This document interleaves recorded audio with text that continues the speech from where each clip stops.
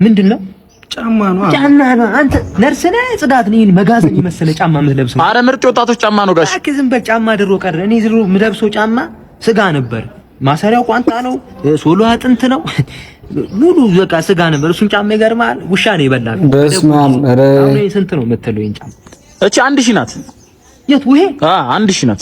እዚህ ጋር ሚያጃ ቢኖረው ጆክ የመሰለ ጫማ 1000 ትላለህ እንዴ? 50 ብር ሰደው። ኧረ አባሽም ነው ያልከራከር ነው። ይሄ የእናቱ ልጅ ጠረንገሉ አርፈቁምሽ ጥጃ ከ1000 ወደ 50 ይሄንን አሁን በስትክክል ቢለብሰው እንኳን 2 ወር ይለብሷል። እቺ ካልተለበሰች አታልቅም እኮ። ካልተለበሰ እንዴት አልቃል? ሲጀመር ጫማ አንተ ልትሸጥ አይደለም የወጣኸው? ኧረ ዝም በል በእናትህ ማፈሪያ።